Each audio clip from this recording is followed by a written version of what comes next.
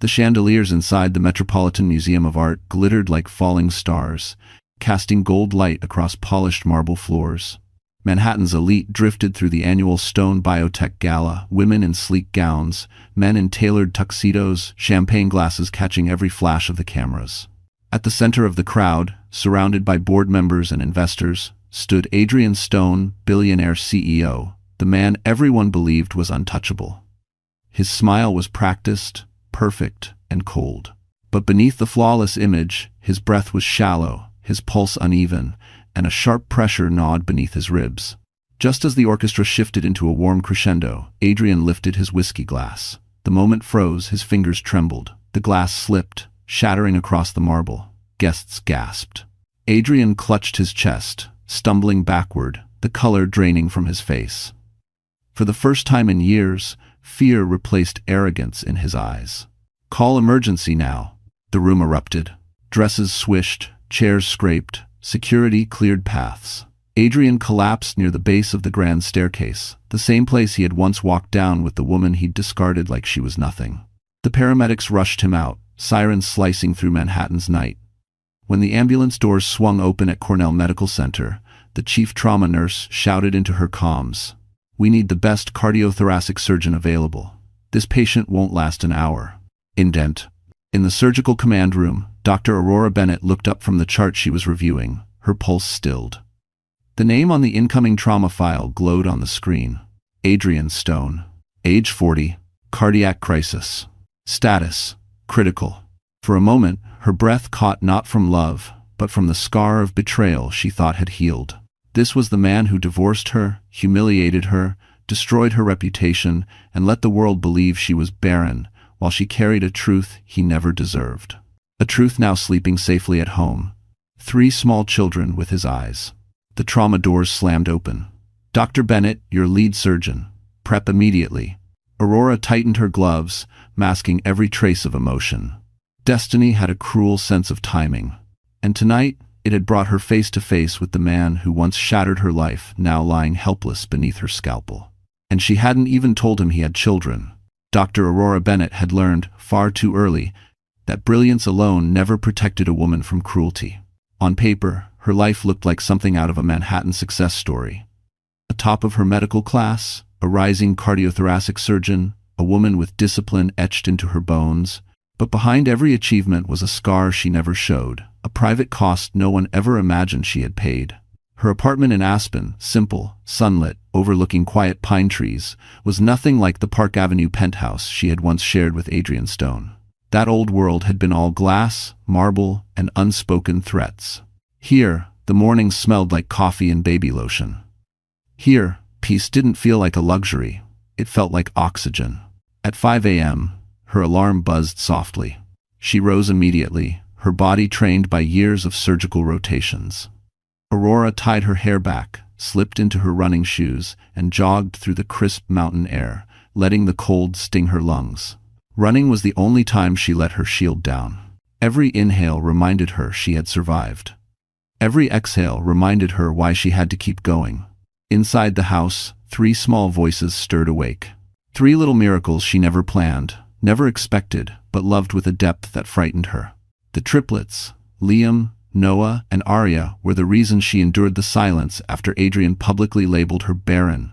The reason she hadn't collapsed when his powerful family spread rumors that she was incapable, unstable, unfit to be in the medical field. They were the reason she rebuilt her life from ash. She kept their world quiet, safe, hidden. Only a few people knew the truth. The nanny who adored them, her attorney Celia Ford, and Dr. Rowan Blake, her mentor, who once said, "Some storms are meant to reveal your strength, not your weakness." Without them, Aurora might have drowned in fear that the Stone family, with all their money and influence, would try to take her children the moment they learned the truth. Her mornings were a dance of precision. She made breakfast with one hand while reviewing surgical notes with the other, her MacBook Pro balanced beside the cereal bowls. Liam liked to tug on her scrubs. Noah preferred climbing anything he shouldn't. Arya, calm and perceptive, watched her mother with eyes too wise for a toddler. "Mommy has surgery today," Aurora whispered, kissing each forehead. "Be good for Miss Clara." There were nights she cried quietly in the shower, overwhelmed by exhaustion and responsibility. But she never broke. Not anymore. Aurora had learned that pain could be transformed, not erased, but reforged into purpose. She kept a small box locked in her bedside drawer. Inside were the remnants of a life she no longer claimed. Her wedding band, the last letter she wrote Adrian but never sent, and the original ultrasound showing 3 heartbeats. Adrian never knew. Adrian never cared enough to ask. Some wounds could be stitched. Others had to be carried. That afternoon, when Cornell Medical Center called, asking if she could temporarily fill in for a colleague, Aurora agreed. She missed the pace, the challenge, the precision of Manhattan's surgical world. But she never expected fate to use that moment as the start of an unraveling. Because behind the quiet of Aspen, behind the calm rhythm she fought so hard to build destiny, was already moving toward her like a storm rolling over the horizon. And that storm had a name she thought she'd never hear again. Manhattan had a way of swallowing people whole. Its skyline gleamed like sharpened steel, and its avenues pulsed with ambition that never slept. For most, the city was a dream. For Aurora Bennett, it had once been a battlefield, one she lost before she learned how to fight. Cornell Medical Center rose above the East River like a monument to brilliance and pressure. Inside, the hallways were a constant blur of scrubs, monitors, rapid footsteps, and clipped instructions. Every surface shone under unforgiving white lights. Every decision carried weight. Every life balanced on minutes, sometimes seconds. This was Aurora's old world, the one she left behind when her life collapsed. And now, stepping back into it, she felt a familiar tension crawl up her spine. Not fear. Muscle memory. The hospital boardroom overlooked Manhattan's skyline, with tall glass windows that made people feel smaller than the city they served. Here, egos clashed with ethics. Here, reputations were built and destroyed with the stroke of a pen. Adrian Stone once held fundraisers in this very building, charming donors with the same smile he used when he told Aurora she was a disappointment. His influence lingered in the walls long after she walked away. But Aurora didn't come back for him. She came back because she was needed. Rowan Blake, the department chief, greeted her with a nod of genuine respect. "New York missed you," he said, handing her a surgical badge. "Though it didn't deserve you." Aurora gave a faint smile. "Let's just hope the ore hasn't changed too much." "It hasn't," Rowan assured. "Just the politics. They've gotten worse." That was the truth. Medicine in Manhattan was never just medicine. It was prestige. It was territory. It was a chessboard controlled by CEOs with money, lawyers with power, and families like the Stones who could make or break careers with a single phone call. Aurora had once been their casualty. The hospital corridors buzzed with familiar energy, residents hurrying past, nurses briefing one another, anesthesiologists wheeling equipment. Aurora walked through it all slowly, absorbing the pulse of the place. It was overwhelming, but it felt like stepping back into her own skin. Outside, Manhattan roared, taxis honking on Fifth Avenue, the glow of digital billboards reflecting off glass towers, the cold wind snaking through crosswalks. This city had witnessed her humiliation. It had also witnessed her greatest achievements. And now, whether she liked it or not, it would witness her return. On her break, Aurora stood near the hospital's upper-level balcony, watching the sun dip behind the skyline. For a moment, the city looked peaceful. But she knew better. Manhattan was never peaceful. It was merely waiting. Her phone buzzed a message from her attorney, Celia Ford. "Bennett, be cautious. Someone in New York leaked that you're back." Aurora's grip tightened. She glanced down at the crowds far below. Businessmen briskly walking, cabs racing, tourists taking photos unaware that her past had just stirred awake. Because in Manhattan, secrets didn't stay buried, power didn't forgive, and enemies didn't forget. A cold shiver traced her spine. She wasn't just back in the city. She was back on the same battlefield where Adrian Stone had once destroyed her life. And Manhattan had already begun whispering her name again.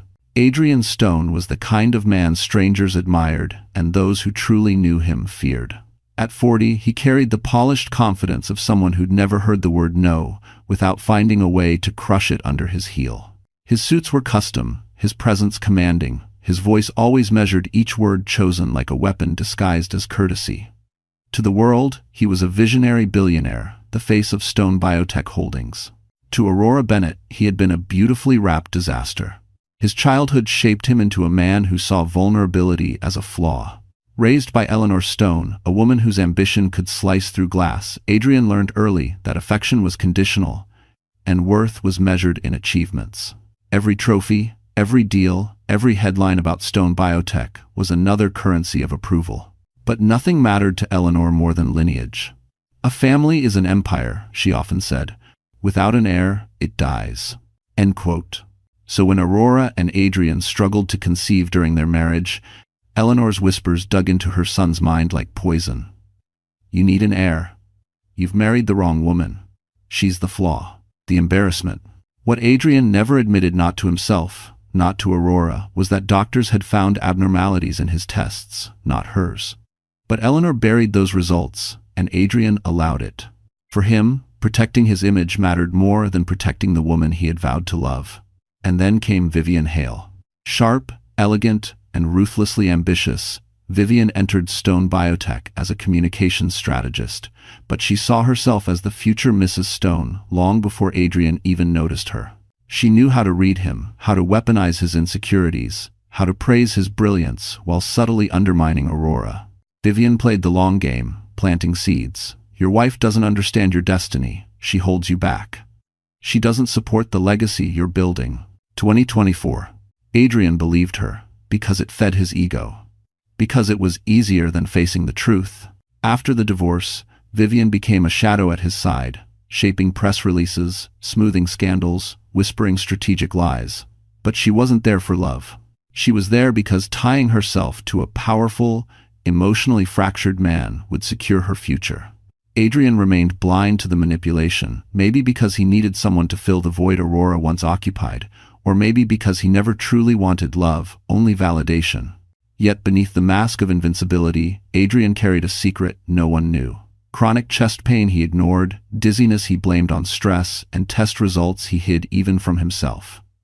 Power made him careless. Arrogance made him fragile. And denial made him mortal. Vivian noticed the signs but chose silence. A sick Adrian was a controllable Adrian. A vulnerable Adrian was easier to steer. Every empire had a weak point, and she meant to use his. What Adrian feared most wasn't death. It was irrelevance, losing control, being exposed as flawed. But fate had already chosen his moment of reckoning. The gala collapse wasn't the beginning of his downfall. It was simply the moment the world finally saw the cracks that had been spreading for years. And as he lay unconscious in the hospital, machines breathing for him, the woman he once humiliated was walking toward the operating room with steady footsteps. And Adrian Stone had no idea that the greatest threat to his empire was the truth she carried silently in her heart. The humiliation didn't happen in a dark corner or behind closed doors. It unfolded under chandeliers, in front of Manhattan's most powerful eyes. The night that shattered Aurora Bennett's world began at the Stone Biotech Winter Fundraiser, an event she never wanted to attend but was expected to stand beside Adrian like a well-trained accessory.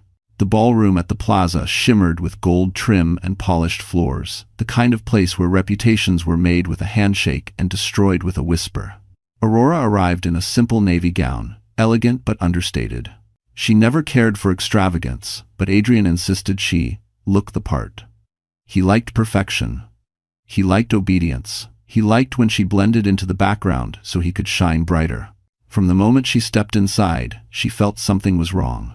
Conversations around her stalled, glances flickered her way, pitying, curious, sharp. Even the board members seemed unusually tense. But she pushed the unease aside and focused on being polite, graceful, steady. That's what she always did. Vivian Hale approached first. Her smile was polished, too wide, too sweet, like sugar-coating a blade. "Aurora," she purred. "You look rested. Must be nice having so much free time." Aurora blinked. "I'm still working full shifts, Vivian." "Of course," Vivian replied innocently. "I only meant well. Adrian tells everyone how difficult things have been for you, especially with the fertility issues." The words dropped like stones into the hush around them. Aurora felt the room tilt. People were listening. They always listened when gossip involved the Stone family. She steadied her voice. "I don't discuss my medical history at galas." Vivian's eyes glittered with victory. "Oh, honey, You don't have to. Adrian already did. Before Aurora could respond, a microphone clicked on. Adrian stood at the center of the ballroom, spotlight washing over him. His expression was serene, almost noble, an actor ready for his performance. "Ladies and gentlemen," he said, "thank you for supporting Stone Biotech's mission to build a healthier future. Tonight, I want to acknowledge someone very important." He paused, and for a moment, Aurora felt foolish hope lift in her chest. But no. He turned, not to her, but to Vivian. "Vivian Hale," he continued, "has been the backbone of our company's success this year. Her dedication, her vision. She has stood by me through challenges most people could never imagine. Have her." The audience applauded. Cameras flashed. Vivian pretended to blush. Aurora froze. This wasn't recognition. This was replacement. Then, Adrian delivered the blow that left her breathless. "Some partnerships fade," he said smoothly, deliberately. "Some paths diverge, but growth requires difficult choices. I believe in building a legacy for the future, one that cannot be jeopardized by limitations." The air left her lungs. Limitations. He meant her. He meant her inability to conceive. He meant that she was inadequate. Her ears rang, her vision blurred. All she wanted was to step back, to find a corner, to breathe. But all of Manhattan's elite watched her like she was a spectacle. Adrian lifted his glass toward Vivian. "To new beginnings." Vivian smiled, and Aurora shattered. She walked out of the ballroom, each step echoing like a verdict. Outside, winter wind lashed against her face, but it didn't hurt as much as the words still burning inside her. She knew her marriage was ending. What she didn't know was that humiliation was only the first strike. Because the next morning, the entire city would wake up to headlines using her name, and none of them were true. Aurora didn't remember the cab ride home. She didn't remember climbing the stairs to the penthouse or shutting the door behind her. All she remembered was the silence, the kind that wrapped around her throat like an iron hand. She stood in the middle of the living room, still in her navy gown, staring blindly at the skyline glowing beyond the glass walls. Manhattan sparkled as if nothing had happened, as if her world hadn't been ripped open in front of hundreds of strangers. Her fingers trembled when she reached for the zipper of her dress.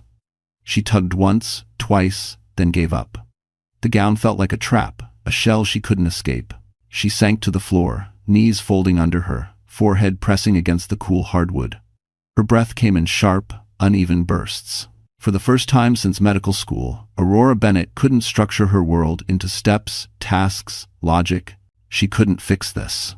Her phone buzzed relentlessly, messages from colleagues, friends, reporters hunting a reaction. Headlines were already spreading online. Billionaire CEO makes emotional announcement about new future. Sources reveal fertility struggles behind stone marriage. Inside the private pain of Dr. Aurora Bennett. Private pain. They made it sound poetic, digestible. They didn't know the truth. They didn't know Adrian had lied to protect himself. They didn't know he had let the world believe she was the broken one. Aurora crawled toward the bedroom, gripping the carpet fibers as if they could anchor her sanity. When she reached her nightstand, she opened the drawer with shaking fingers. Inside lay the medical file she kept hidden, the one that proved Adrian's infertility, the one she was too loyal, too hopeful, too in love to ever use against him. She pressed the papers to her chest and finally sobbed. Hours blurred, the city dimmed. Her eyes burned, her throat raw, her body heavy with grief and betrayal. She sat curled against the side of the bed, still in the crumpled gown, hair undone, mascara tracing the truth down her cheeks. She didn't hear the door open until a soft voice cut through the darkness. "Aurora?" It was Rowan Blake. He approached slowly, as if nearing a wounded animal. "I saw the news," he said gently. "I thought you shouldn't be alone tonight." Aurora covered her face. "He humiliated me," she whispered. "He told the world I was defective." Rowan knelt beside her. "You are one of the strongest surgeons I've ever trained, and you are not broken. You're heartbroken, and that's very different." His kindness undid her all over again. She leaned into his shoulder, not for romance, not for comfort, but for something simpler, human steadiness. "I don't know what to do," she confessed. "You don't have to decide tonight," Rowan murmured. "Just breathe. If we have a Z." But even breathing felt like a battle. When Rowan finally left, insisting she call him the moment she needed help, Aurora dragged herself to the bathroom. She turned on the shower, steam filling the room. Water pounded against her skin, mixing with her tears. She let everything fall, the fear, the humiliation, the shame she never deserved. When the water finally ran cold, she stepped out and caught a glimpse of herself in the mirror. Pale, hollow-eyed, defeated. A woman who had given everything and been repaid in cruelty. She reached for a towel but froze when she heard a faint sound from the living room. A soft thud. Then another. Her pulse quickened. She wasn't expecting anyone. Aurora wrapped the towel tighter and moved toward the sound. Every step slow, tense, uncertain. Because sometimes the worst moments in a woman's life aren't the ones she sees coming, but the ones waiting quietly in the dark. Aurora stepped into the dimly lit living room, heart pounding, hair damp from the shower. The penthouse was silent except for the soft hum of the heating vents. She scanned the shadows. Nothing. No intruder. No danger. Just her frayed nerves twisting shadows into threats. Then she heard it again. A faint, rhythmic thump. Her eyes dropped to the floor. It was her medical folder, the same one she had pressed to her chest hours earlier, now lying open. Papers scattered across the hardwood as if someone had kicked or pushed them. But the disturbing part wasn't that the file had fallen. It was the freshly printed envelope beside it. An envelope she hadn't placed there. Her breath caught as she picked it up. It was unmarked, no return address, no name, just her own handwriting on the flap. Except she had never written it. Hands trembling, she opened it. Inside was a small memory card and a single sheet of paper. 4 words, typed in clean black ink. You need to know. Aurora sank onto the couch, pulse racing. She slid the memory card into her laptop. A video appeared time-stamped 2 weeks before the gala. The footage showed a dim office, an exam room she recognized instantly. Adrian sat on the edge of a clinic bed, jaw tight, eyes restless. Across from him, a fertility specialist flipped through lab results with visible discomfort.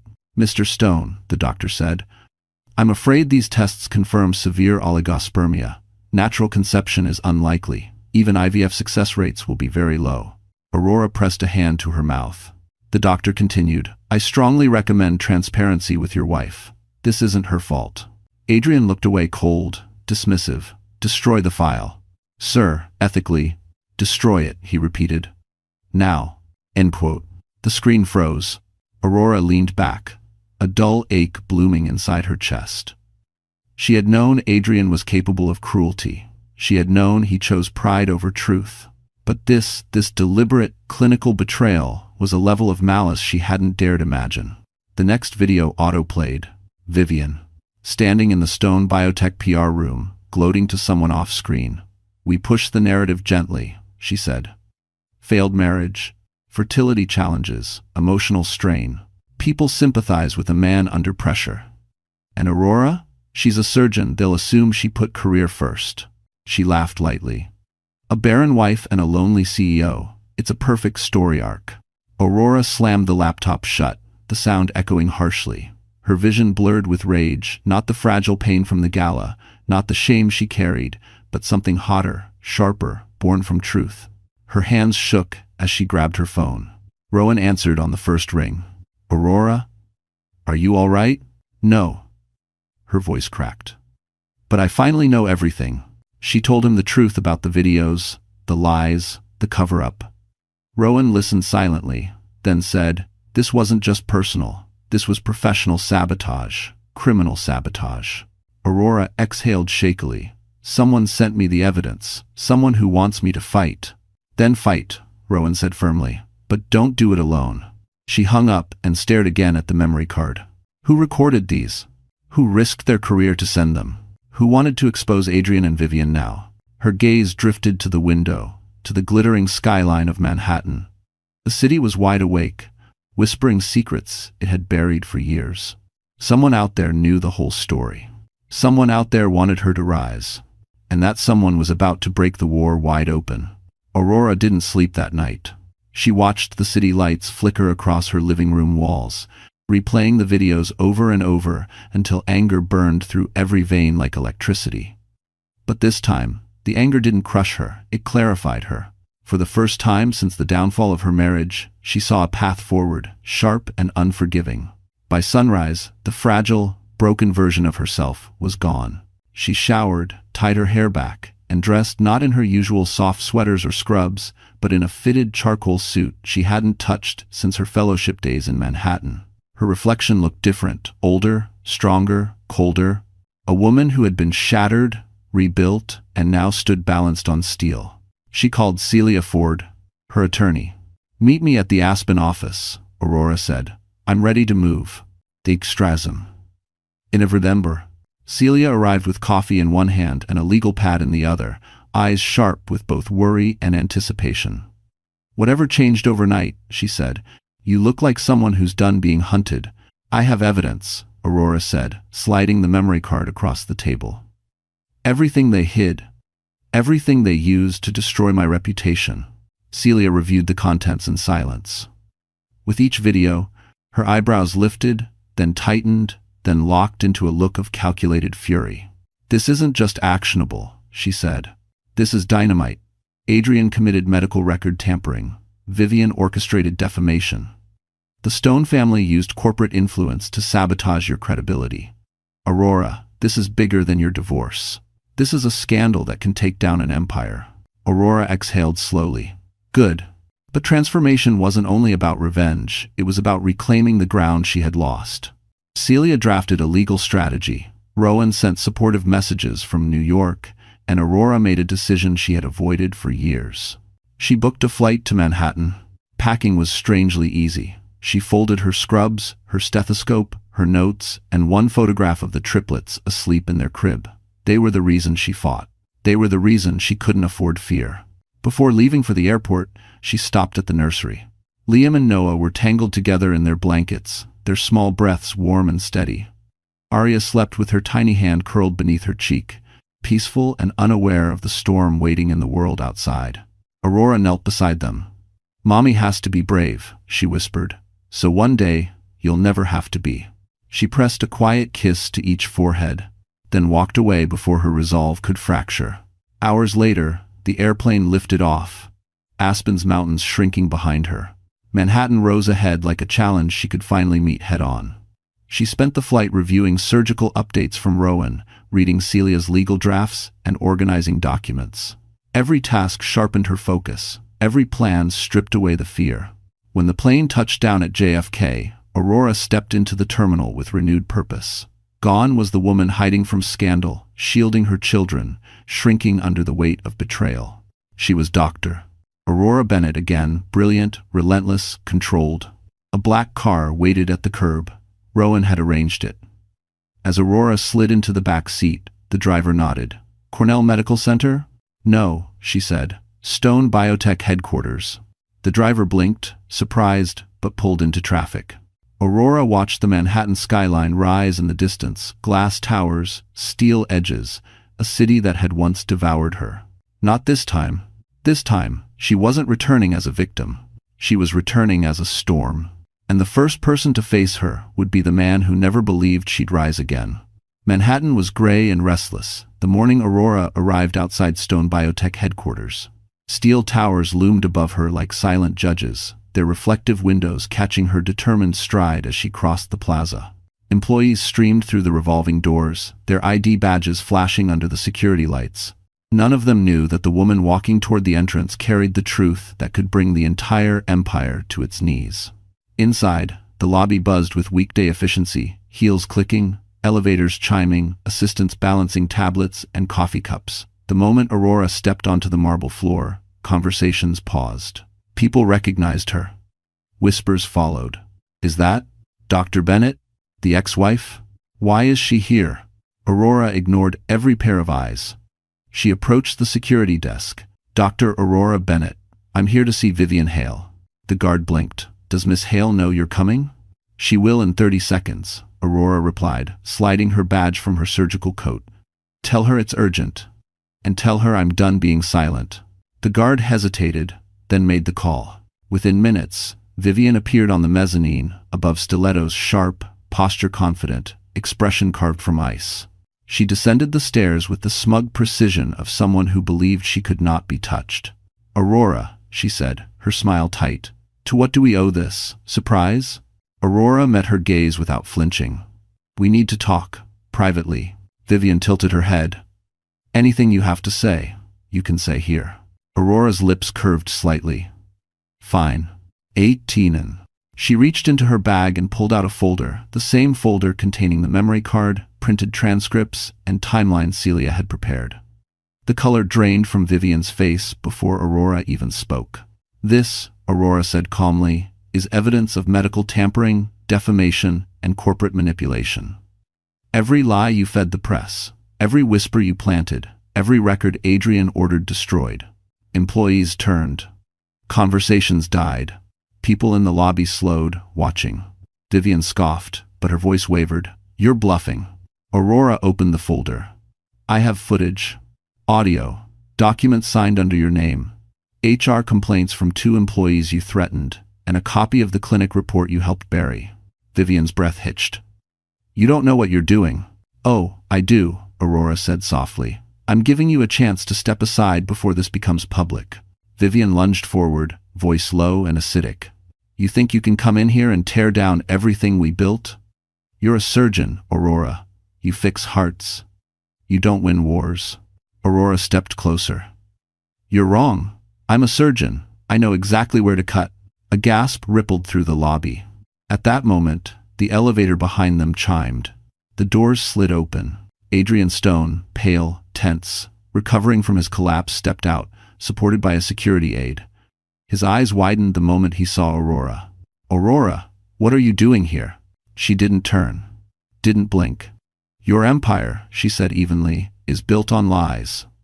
And it's time they come down." Adrian's voice cracked. "We can talk." "No," Aurora said. "You talked enough when you let the world believe I was broken." Vivian tried to interject, but Aurora's voice cut through the space like a scalpel. "I'm filing charges. Today, against both of you." The entire lobby froze. Adrian staggered. "You're going to destroy everything. Everyone." Aurora finally looked at him, her expression steady, resolved. "No. I'm going to reveal everything. What it destroys is up to you." Then she turned, walked toward the exit, the folder held like a verdict. Behind her, the stone empire trembled, and she had no idea that someone else, someone unexpected, was already preparing to step into the fire with her. Aurora stepped out of the revolving doors of Stone Biotech, her pulse still steady from the confrontation. The winter air slapped her cheeks, sharp and cleansing, but she didn't slow her stride. She had just declared war on the most powerful corporate family in Manhattan, and strangely, she felt lighter. For once, the truth wasn't a weight. It was a weapon. But battles this big were never fought alone. As she crossed the plaza, a familiar voice called out behind her. Aurora Bennett, still walking into fires without checking the wind direction. She froze. Elliot Hayes. She hadn't seen him in almost 10 years. Not since medical school, when they'd studied in the same library corners and shared late-night coffee breaks. He had disappeared into the world of venture capital, building a quiet reputation as the man who salvaged companies others declared unsalvageable. Now he stood before her in a tailored coat, hands in his pockets, eyes steady with a mix of concern and something warmer, something she didn't have the courage to name. "What are you doing here?" she asked. "I heard Stone Biotech was trembling," he said with a half-smile. "And when Manhattan trembles, I tend to investigate." His expression softened. "Then I saw you walk out of the building like you were carrying a detonator." Aurora huffed a breath. "Close enough." Elliot's smile faded. "I saw the headlines after the gala. I knew something wasn't right. And today just confirmed it." Aurora hesitated. She had no reason to trust anyone. Certainly not with her secrets. But Elliot's presence felt grounding, familiar, unaffected by the toxic orbit Adrian had created. "You don't know the whole story," she said quietly. "Then tell me." They walked to a bench overlooking the frozen fountain. Aurora explained everything, the videos, the lies, the sabotage, the humiliation that cost her career and nearly broke her spirit. Elliot didn't interrupt. He listened the way surgeons listen to heart monitors, precise, focused, reading between every beat. When she finished, he leaned back, exhaling slowly. "Aurora, what they did wasn't just unethical, it was a coordinated takedown. And you're going after them alone?" "I'm not alone," she said. "I have an attorney. I have Rowan. I have myself. And now, Elliot added, you have me. She frowned. Why? This isn't your fight. It is if it involves you. He held her gaze. And I've seen enough corporate warfare to know when someone is being targeted. I don't like bullies. Especially billionaire ones with too much pride and too little conscience. Aurora blinked, caught off guard by the intensity in his voice. Before she could respond, Elliot pulled out his tablet. I can track who sent that memory card. No one gives evidence like that without motive. Someone inside Stone Biotech wanted this to surface. And we need to find out why. Aurora stiffened. You think there's another player? Oh, I'm sure of it, Elliot said. Secrets like these don't float. Someone pushed them to you, someone close. A ripple of unease crawled up her spine. Close to Adrian? Or close to me? Elliot didn't answer. His eyes darkened thoughtfully. Aurora, the moment you stepped into that building, the board felt it. Adrian felt it. Vivian definitely felt it. You just destabilized the entire power structure. Aurora swallowed. Good. Elliot smiled softly. You always had more fire than you realized. Before she could reply, Elliot's tablet pinged a trace result. His expression changed instantly. He turned the screen toward her. Aurora, you're not going to believe who sent you the evidence. And when she read the name, her entire world tilted for the second time. Aurora stared at the tablet in Elliot Hayes's hands, her breath stalling for a full second. The name glowing on the screen didn't make sense. It didn't fit any theory she had built in her mind since the memory card appeared in her penthouse. The sender was not a whistleblower, not a sympathetic employee, not even a quiet insider hoping for justice. It was someone far more dangerous. Eleanor Stone, Adrian's mother. Aurora's heartbeat hammered in her ears. That can't be right, she whispered. Eleanor hates me. Elliot shook his head. Data doesn't lie. The file passed through an encrypted channel registered to one of her private offices. And that type of routing, Aurora, only someone with extreme access could have pulled those clinic videos.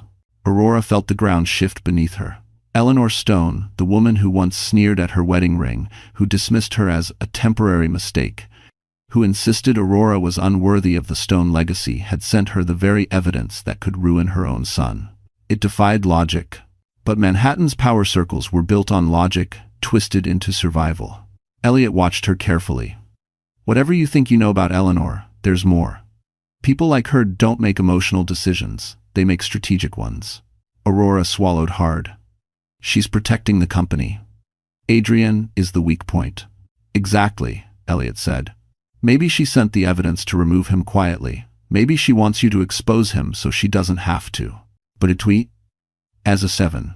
Aurora closed her eyes, memories crashing back the cold gaze, the veiled insults, the way Eleanor scrutinized every move she made during her marriage. That woman was not a mother. She was a monarch guarding a throne. But why send the evidence to me? Aurora murmured. Why not leak it to the press? Elliot leaned in. Because she needed someone with moral credibility, someone the board would believe, someone Adrian couldn't accuse of ambition. He paused. She needed the wife he humiliated. The doctor he discarded. That realization felt like a stone dropping into Aurora's stomach. This wasn't help. This wasn't sympathy. This was a weapon delivered to the enemy of her enemy. Aurora stood abruptly. I have to talk to her. Elliot grabbed her wrist gently. Aurora, be careful. Eleanor Stone doesn't invite conversation. She traps people in it. I don't care, she said. I'm done being the one who flinches. And great now. Hours later, she found herself in the lobby of Stone Tower East, a quieter satellite building Eleanor used to avoid press attention. The receptionist, stone-faced and impeccably dressed, escorted Aurora to a private elevator. Each floor the elevator passed tightened the knot in her stomach. When she stepped out onto the top floor, Eleanor Stone was already waiting. Tall, regal, unmoving, like a statue carved from ice and ambition. Aurora, Eleanor said, her voice smooth as silk stretched over steel. You came faster than I expected. Aurora didn't sit. Why did you send me those files? Eleanor regarded her with unsettling calm. Because Adrian is no longer fit to lead. His collapse proved that. His arrogance proved that long before. And you want me to destroy him? Eleanor's lips curved slightly. I want the truth to destroy whatever is unworthy. Then, with chilling clarity, "My son included." End quote. Aurora felt the words strike her like a slap. "You used me." "I empowered you," Eleanor corrected. "You have more integrity than half this city. The board will believe you. And I prefer a clean removal rather than a scandal tied to our name." Aurora's pulse surged with anger. "I'm not your executioner." "No," Eleanor said. "You're something far more powerful.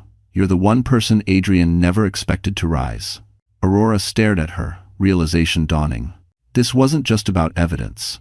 It was about strategy. A mother willing to sacrifice her own son to save the family empire. Before Aurora could respond, Eleanor added quietly, "And there is something else you need to know. Something Adrian hid not just from you, but from everyone." She slid a sealed envelope across the desk. Aurora hesitated, fingers trembling as she reached for it, because whatever was inside that envelope had the power to alter the entire war. Aurora stared at the envelope as if it were ticking. Thick, ivory paper, wax seal stamped with the Stone family crest. Heavy, as though weighted by consequences instead of documents. Eleanor Stone watched her with cool amusement, fingers folded neatly, posture regal and calculating. "Open it," Eleanor said. "You deserve to know the full scope of Adrian's deceit." Aurora's pulse thudded as she broke the seal. Inside were 3 items: a medical report, a notarized contract, and a birthright document with her name on it. The first page made her blood run cold. It was Adrian's full fertility report, unredacted, time-stamped months before her own evaluation. The result wasn't low count, as the hidden video revealed. It was 0 viability. According to this report, Adrian could never biologically father a child. Aurora felt the room tilt. Her voice cracked. This can't be right." Eleanor didn't blink. "It's accurate. My son has known for years." 8. Aurora's mind raced backward through time, every insult, every conversation, every jab, implying she was the problem. The public humiliation, the sympathetic looks, the lies, and her triplets. Her knees softened. "But I carried his embryos. The IVF. I saw his signature on the..." Which brought her to the second page. A contract. Signed by Adrian. Signed by someone else too. A donor. A donor whose identity was redacted. Aurora felt dizzy. "Adrian used a donor without telling me?"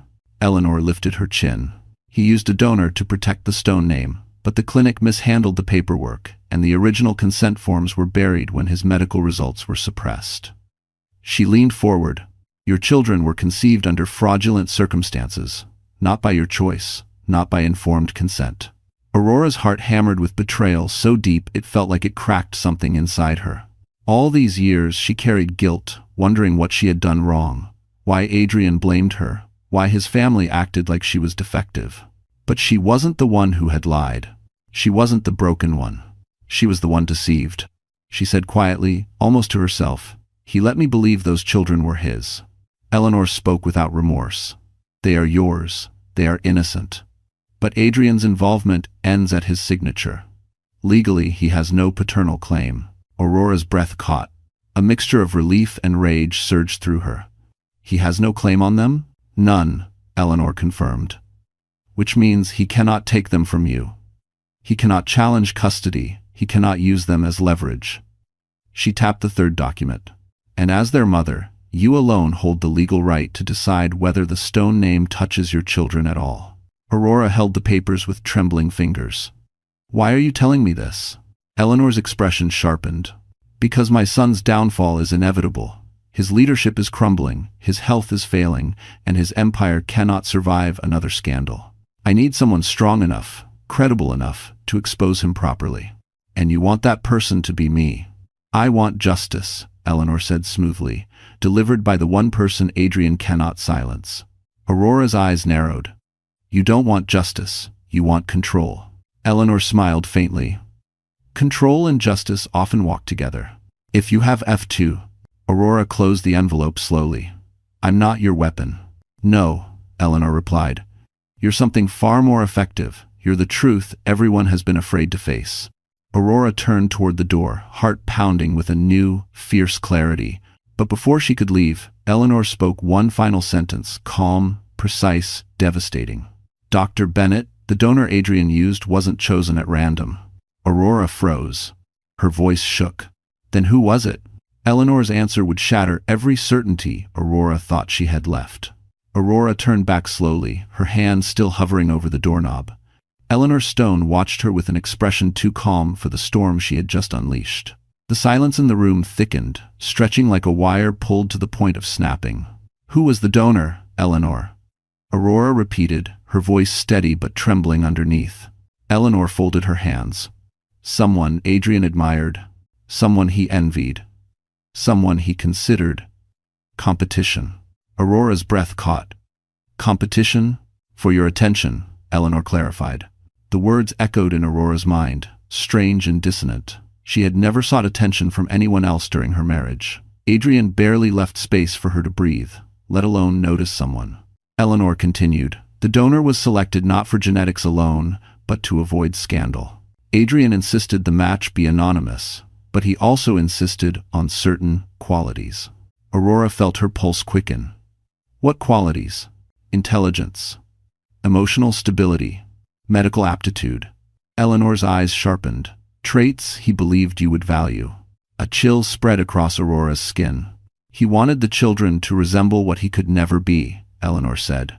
"So he chose someone who did." Aurora swallowed hard. "Just tell me his name." "Different." Eleanor hesitated just for a moment before speaking the name that would slice clean through Aurora's world. "Elliot Hayes." Aurora froze. Her mind raced in every direction at once. Elliot. Her closest friend from medical school. The man who reappeared only days ago.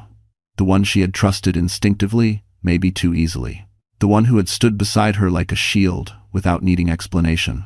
And now she learned he was connected to her children in a way she never imagined. "No," she whispered. "Elliot would have told me." "Consent forms were signed under confidentiality," Eleanor replied. "The clinic was under pressure," Adrian insisted.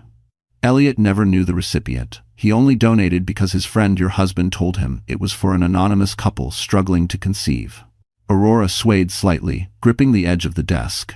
Memories collided. Elliot laughing during anatomy lab. Elliot giving her coffee before exams. Elliot disappearing from her life right around the time she and Adrian began IVF treatments. Had he known? Had he suspected? Had he recognized anything in her children? Eleanor's voice was cold and precise. "My son weaponized everyone around him, Aurora. You were not the only one deceived." Aurora's heartbeat surged painfully. "Elliot deserves to know the truth." "Perhaps," Eleanor said. "But consider the consequences. The moment this information surfaces, the world will question paternity. Adrian's empire will implode. The donor records will go public. Your children may become the center of a media circus." Aurora lifted her chin. "I won't hide the truth. Truth is only useful when wielded wisely," Eleanor warned. "Do not forget that." Aurora stepped back from the desk, envelope in hand. The room felt smaller now, heavier. She could barely breathe. "Make no mistake," Eleanor added, her voice soft but lethal. "Adrian cannot ever claim your children. But Elliot? He may want to. And he has every legal right to pursue that claim." Aurora's breath hitched violently. Her mind spiraled. Elliot holding her children, Elliot laughing with them, Elliot realizing they carried his eyes, his dimples, the same tilt of his smile. She didn't know whether to fear it or to feel something dangerously close to hope. Without another word, Aurora turned and walked out of the office. The envelope clutched like a live wire. The hallway outside blurred as she moved, the reality of everything pressing against her ribs until she could barely inhale. She needed air. She needed space. She needed answers from the one man who deserved to know the truth. She stepped into the elevator, heart thundering, and at that exact moment, her phone buzzed with a message from Elliot Hayes asking to meet immediately. Aurora arrived at the small rooftop cafe Elliot had chosen, quiet, tucked between two tall residential buildings, with a soft glow of string lights flickering above the tables. It was shockingly peaceful for Manhattan, as though the city paused just long enough to let truth surface. Elliot stood when he saw her, worry etched across his features. "Aurora, you look pale. What happened at Stone Tower?" She didn't sit immediately. Her breath shook, the envelope heavy in her hand, like a stone dragging her underwater. "Elliot, she whispered. "I need to ask you something, and I need the truth, all of it." He frowned gently. "You're scaring me. Just tell me." So she did. She placed the envelope on the table between them and slid it toward him. "This is what Adrian hid from me, from everyone, and you're part of it." Elliot's eyes flickered with confusion. He opened the envelope and pulled out the donor contract. The more he read, the tighter his jaw became. By the time he reached the final clause, his hands trembled. "Aurora." He looked up sharply. "I didn't know. I swear to God, I didn't know." Tears stung her eyes, anger, confusion, something fragile beneath it she refused to name. "You donated. For Adrian?" "Yes," he said, breath unsteady. "But he told me it was for an anonymous couple, a friend of his and his wife struggling with IVF. I didn't know, Aurora. I didn't know it was you." D97. Aurora swallowed hard. "And the triplets? They're biologically yours." Elliot closed his eyes. Pain crossed his face, not panic, not regret, but something deeper. "I never imagined, never suspected that they might be mine." Adrian said the couple didn't want contact. He said it was confidential. Aurora watched him closely. "Eleanor claims you have legal rights, that you could pursue them." He opened his eyes again, emotion burning behind them. "I would never take your children from you. Never. If anything, He cut himself off, running a hand through his hair. "Aurora, I would have stood by you. I would have loved them. I would have loved you." Her heart jolted painfully. Years of suppressed feelings, buried beneath her devotion to Adrian and her fear of betrayal, surged all at once.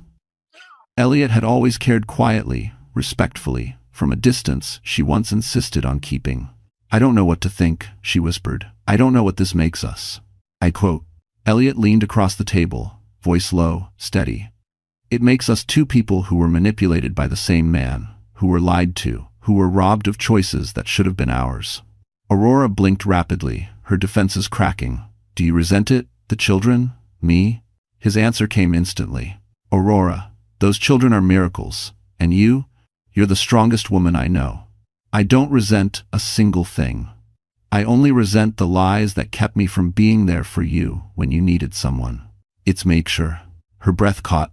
He reached out, gently touching her trembling hands. "Let me be here now." Her walls, so carefully rebuilt, trembled. "I can't think about anything except survival right now," she whispered. "The lawsuit, Adrian, Vivian, Eleanor, the board, everything is about to explode." "Then let it explode," Elliot said softly. "And when it does, I'll stand beside you. Not because of the children, not because of the past, but because I choose you. Thanks for watching." Aurora's throat tightened so hard she couldn't speak. Just as she found enough air to respond, her phone buzzed violently on the table, emergency alert flashing across the screen. "Cornell Medical Center. Critical patient. Immediate surgical request." The name attached made Aurora's blood run cold. Adrian Stone was crashing, and she was the only surgeon who could save him. Aurora sprinted through the hospital entrance, her heels echoing across the polished floor. The cold night air still clung to her coat, but inside Cornell Medical Center, everything was heat, urgency, panic, alarms blaring down hallways. Nurses rushed past with crash carts, and overhead announcements crackled with urgency. "Dr. Bennett, ICU needs you immediately. He's unstable." She didn't need to ask who. Her chest tightened as she pushed through two swinging glass doors and entered the cardiac command area. Rowan Blake met her halfway, his expression a mixture of relief and dread. "He's in ventricular failure," Rowan said, voice clipped. "We've been shocking him for 15 minutes. He's not responding." Aurora forced her breath steady. "Vitals? Dropping. Fast. If we don't get him into the OR now, we'll lose him." Her mind raced, medical instincts rising over emotion like a curtain being pulled. "Prep the theater. I'll lead." Rowan hesitated. "Aurora, you don't have to do this." She met his gaze with icy certainty. "I do. I'm the only one who can. If this fact of the prosdov." They rushed toward the OR. Through the glass window, Aurora saw Adrian Stone on the gurney, pale, limp, tubes snaking from his arms, monitors screaming warnings. His chest rose in shallow, failing attempts at breath. He looked nothing like the man who once humiliated her under the glow of chandeliers. He looked human, fragile, mortal. And for a split second, she felt nothing. No hatred. No pity. Only clarity. Adrian Stone was a patient. And she was a surgeon. Aurora scrubbed in, tying her mask with practiced precision. The ore lights blazed awake above her, cold, bright, merciless. Assistants arranged instruments. Anesthesiologists murmured updates. The air hummed with tension. "Scalpel," she said. Her voice was steady, unshaken. The same voice she used to deliver babies from dying mothers. The same voice she had lost and rebuilt after surviving public ruin. She made the first incision. Hours blurred into one another as Aurora navigated the failing structures of Adrian's heart. His previous condition was worse than anyone reported: tissue weakened, vessels strained, years of untreated symptoms ignored. Vivian had hidden the severity. Adrian had hidden the truth from himself. Now his denial was killing him. "BP dropping," a nurse called. Aurora's hands moved with lightning precision. "Clamp there. Increase perfusion. Suction, now. If you want a Jenna." The monitors beeped erratically, the rhythm chaotic and fragile. Sweat collected at Aurora's brow beneath her surgical cap. She worked as if stitching together her own past, threading focus into torn places, stabilizing failures, repairing damage no one else could. At one point, Adrian's heart trembled dangerously, wavering between life and silence. The room held its breath. "Come on," Aurora whispered, not to him, but to the muscle beneath her hands. "You survive everything else. Survive this." Her touch coaxed the rhythm back. Her precision rebuilt what pride had broken. Her strength kept him alive. After nearly 4 hours, Rowan exhaled. "He's stabilizing." "Aurora, you did it." She stepped back, heart thundering, hands trembling faintly as the adrenaline drained. Adrian was alive because she chose to save him. She stripped off her gloves slowly, staring at the man who had nearly destroyed her life. And now, ironically, she was the only reason he still had one. "Transfer him to recovery," she said, voice low. As she walked out of the OR, exhaustion tugging at her bones, a nurse caught up to her. "Dr. Bennett, there's someone waiting for you outside." Aurora frowned. "Who?" The nurse swallowed, eyes wide. "It's Adrian Stone's attorney. She says it's urgent." Aurora stiffened. And when she stepped into the hallway, the attorney delivered news that threatened to turn the entire victory into a new battlefield. Aurora stepped into the hallway, still wearing her surgical gown, her pulse settling but her mind sharp as glass. The fluorescent lights above her hummed softly, a sharp contrast to the adrenaline that had fueled her through the night. She expected to see a nurse, maybe Rowan, someone familiar, gentle. Instead, a woman in a sleek charcoal suit stepped forward. "Dr. Bennett," she said, extending a folder. "I'm Valerie Knox, legal counsel for Adrian Stone." Aurora's stomach tightened. "What do you want?" Valerie's expression was unreadable. "To clarify Adrian Stone's wishes regarding his medical care, his estate, and you." Aurora felt her blood pressure spike. "I saved his life. That's all I needed to do." "Yes," Valerie said softly. "And because you did, everything is now complicated." Aurora crossed her arms. "Explain." Valerie opened the folder, revealing a stack of documents. Before his collapse, Mr. Stone updated his legal directives.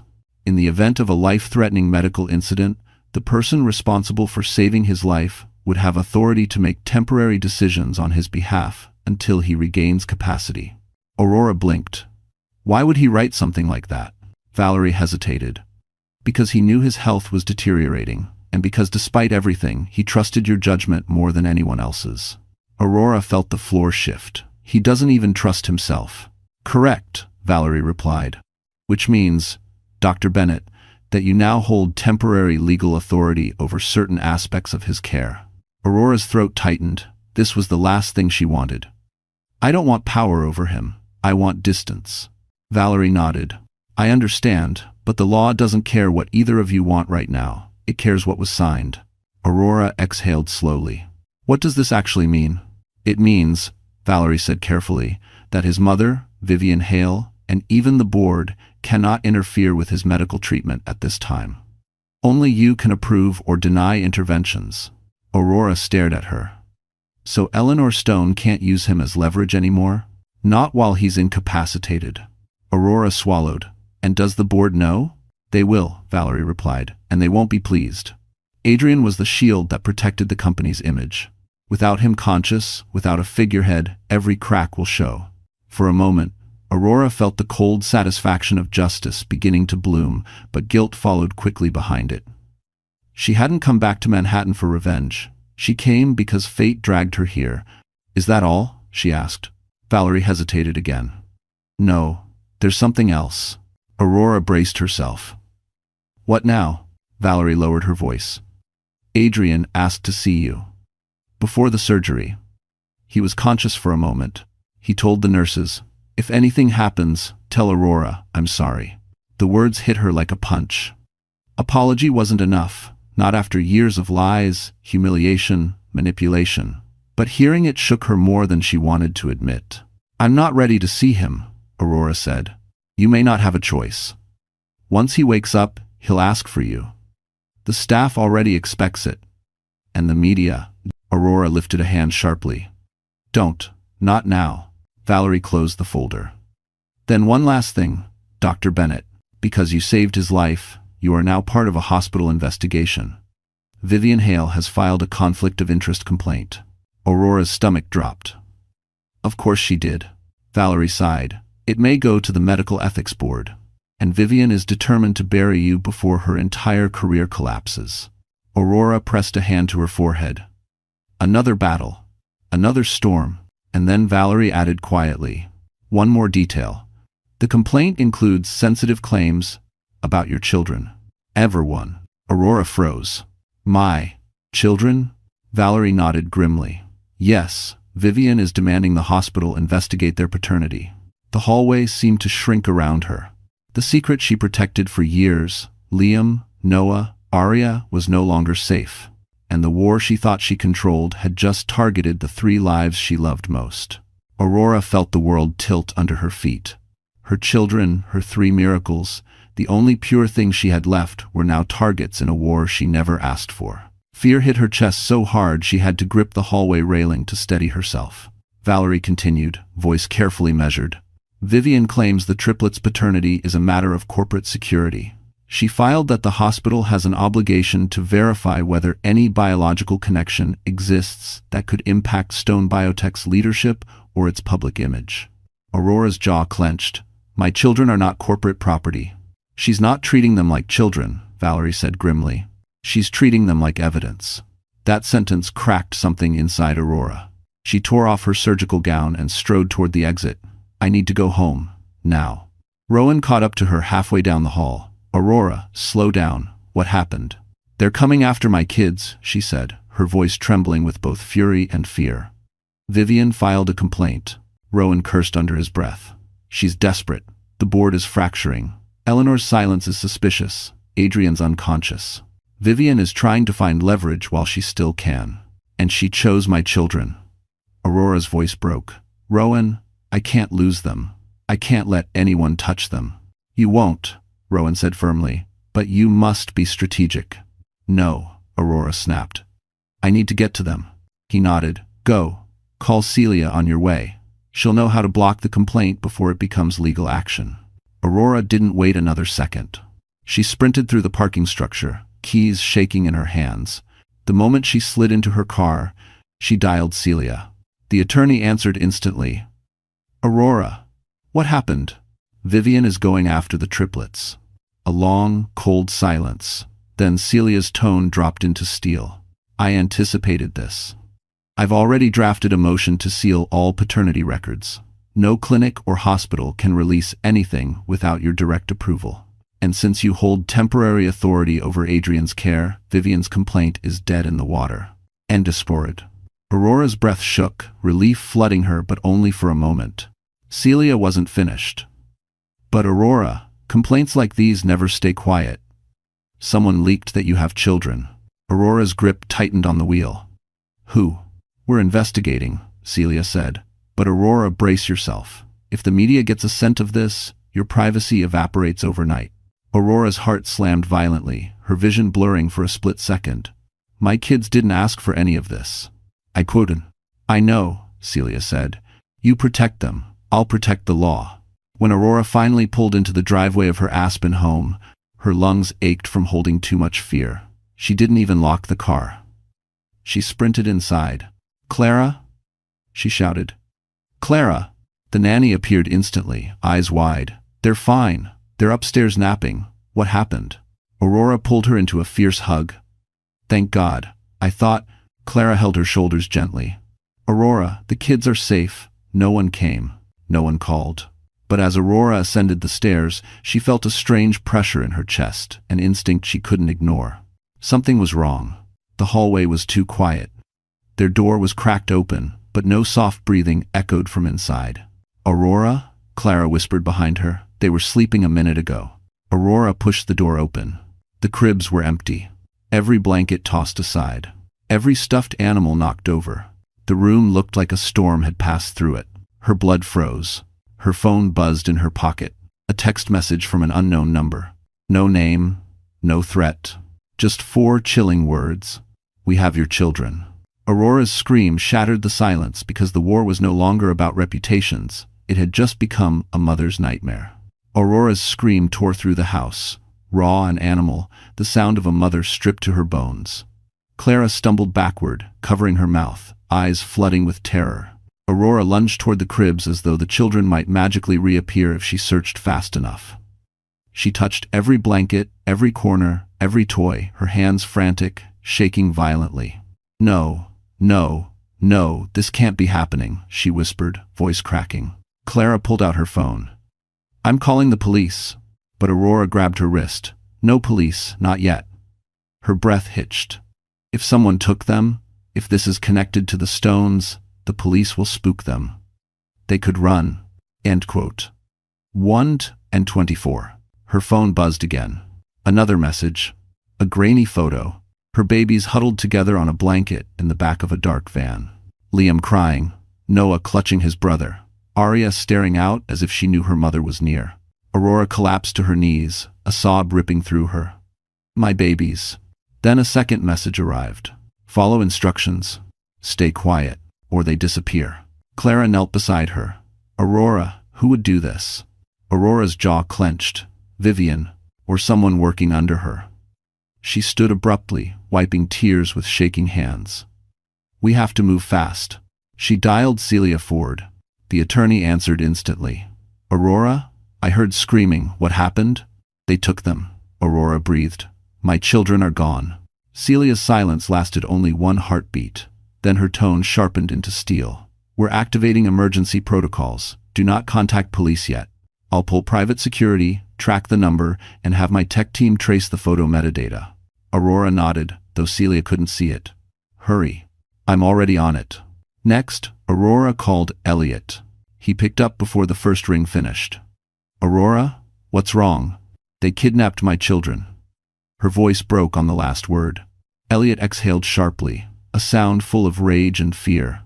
"Text me the number. I'll run it through my systems." "I don't know who took them." "Does never mana." "I don't care who," Elliot snapped. "I'm going to find them."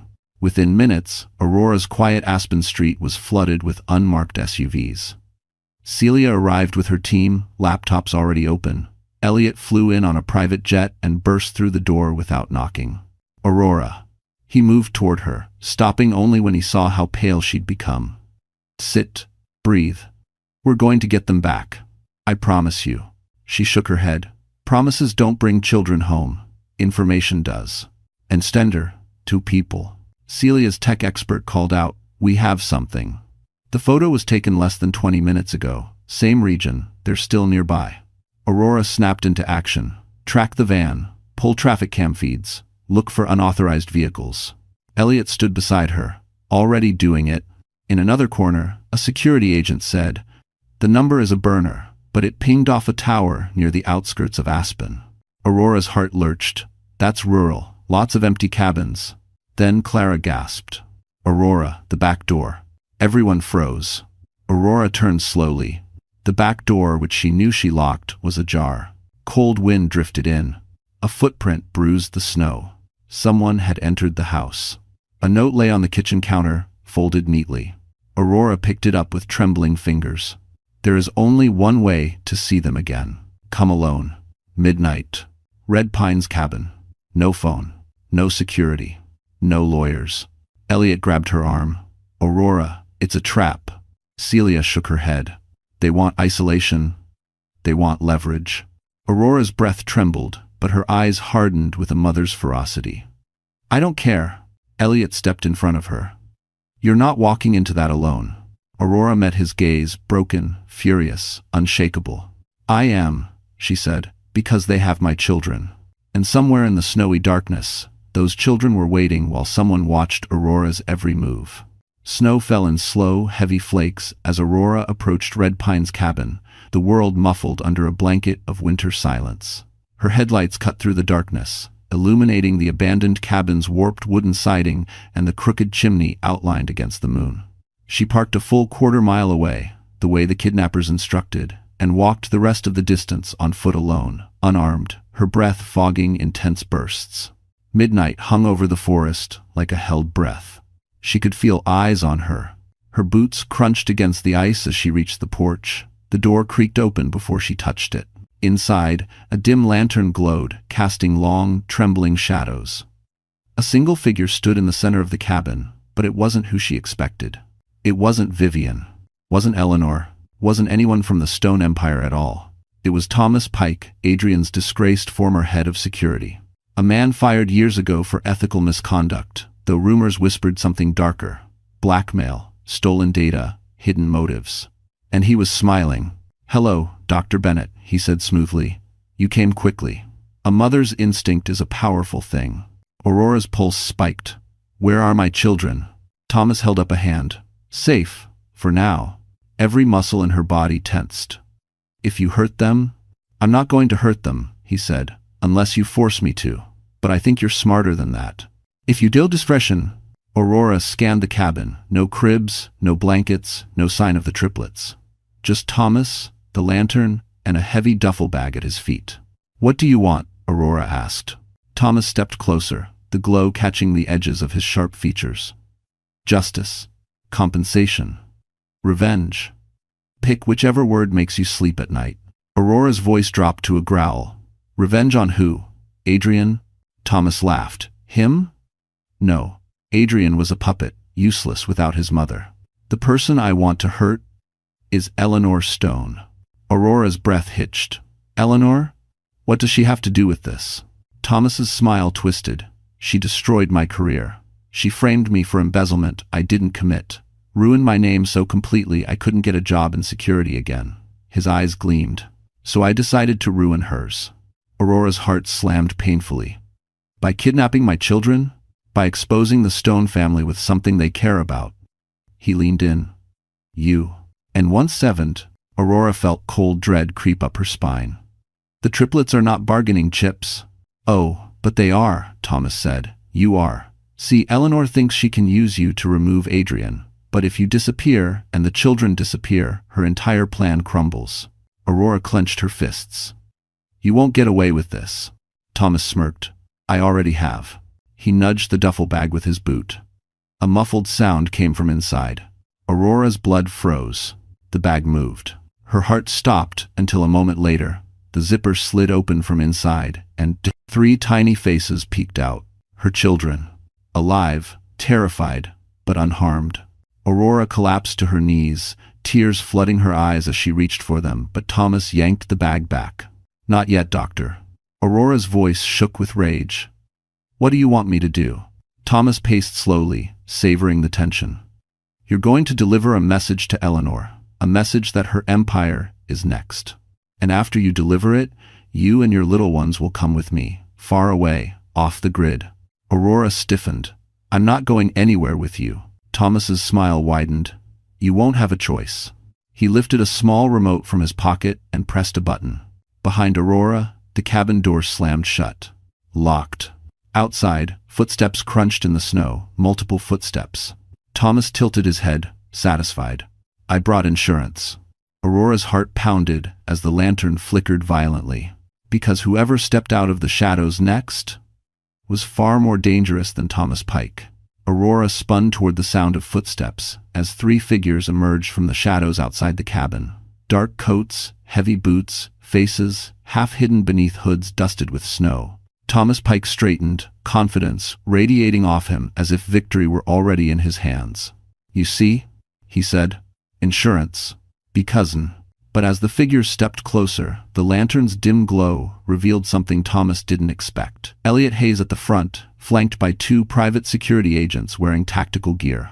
Thomas's smirk faltered. "Hayes? How?" "You're sloppy, Thomas," Elliot said coolly. "Burner phones still bounce off towers. And Aurora, she's never alone." Aurora's knees nearly buckled with relief at the sight of Elliot, but she kept her eyes locked fiercely on Thomas. "Give me my children. Now." "It's not a 4. Thomas yanked the duffel bag closer. "Not until Eleanor pays." Elliot cut him off. "Eleanor isn't coming." Thomas bristled. "She will when she realizes her plan is unraveling." "No," Elliot said, "because I told her everything, and she sent a message." Thomas stiffened. "What message?" "That you're expendable." Thomas's face drained of color. Elliot stepped forward, his voice cold and calm. "You were never going to win this. Eleanor doesn't negotiate with loose ends." "Thanks for watching." A crash sounded outside another SUV pulling up. Armed security moved in. Thomas's men panicked, stepping back, hands raised in confusion. "This wasn't the plan," one shouted. Thomas spun toward them. "Hold your ground," I said. "Hold." He didn't finish. Eleanor's personal strike team swarmed the cabin like a storm, efficient, silent, merciless. They disarmed Thomas's men in seconds. Within moments, Thomas Pike found himself on the floor, his wrist pinned behind his back. He screamed, "Eleanor promised me immunity, she promised." A woman stepped inside. Eleanor Stone. Her expression was carved from ice.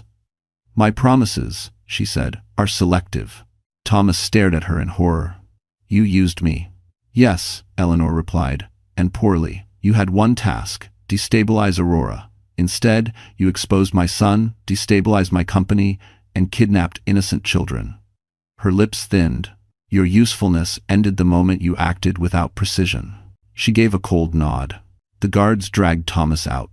Aurora, heart racing, rushed forward as Elliot scooped the triplets from the duffel bag. She dropped to her knees, pulling all 3 into her arms. Liam sobbed against her neck. Noah clung to her sleeve. Arya touched Aurora's face gently, as if memorizing her safety. "You're okay," Aurora whispered through tears. "You're okay. Mommy's here." Elliot knelt beside her, his voice soft. "They're safe now." End quote. Aurora looked up at him, the man whose DNA shaped her children, whose loyalty had shielded her, whose presence had become a lifeline she never expected. Gratitude and something deeper welled inside her. Eleanor watched them silently before speaking. "Dr. Bennett, you protected my son when he didn't deserve it. You exposed the truth when no one else dared. And you saved 3 innocent lives tonight." She paused. "My family owes you a debt." Aurora rose slowly, holding her children close. "I don't want anything from the Stone family." Eleanor nodded, unexpectedly respectful. "Then consider this my last involvement. Adrian will sign full relinquishment of any parental claim. Vivian Hale will be dismissed and discredited. And Stone Biotech will publicly clear your name." Aurora met her gaze. "And then stay out of our lives." "For everyone's sake," Eleanor said, "I will." 2 weeks later, Manhattan buzzed with headlines. Stone Biotech restructures. CEO steps down. Dr. Aurora Bennett cleared of all allegations. Vivian Hale faces federal investigation. Justice had arrived clean, sharp, undeniable. On a quiet morning in Aspen, Aurora watched her children play in the snow while Elliot stood beside her on the porch. "You saved them," she whispered. Elliot shook his head. "No, you did. You always have." She looked at him, then really looked and felt something settle inside her. Something warm. Something hopeful. Something earned. "Elliot," she said softly, "do you want to stay? With us?" His breath caught. "Aurora, I'd like nothing more." She smiled faintly, "Then stay." As the triplets ran toward them, laughing, Aurora felt the weight of years finally lift. Her family was safe. Her truth was known. Her future was hers. And for the first time in her life, Aurora Bennett chose happiness fully, freely, and without fear. So, that's where our story ends, my wonderful friends. And if you're still here, listening with me till this very moment, then something in this journey must have touched your heart in a way only real pain and real strength can.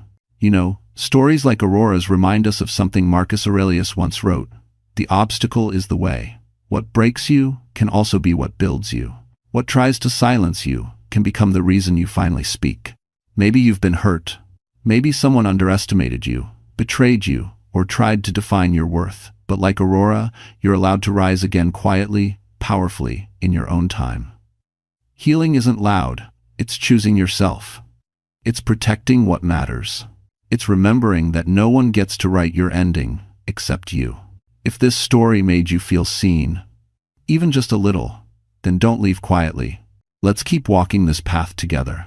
Hit that like button, share this with someone who needs strength today, and subscribe to our channel so you never walk into the next story alone. Your journey matters, and I'm right here with you.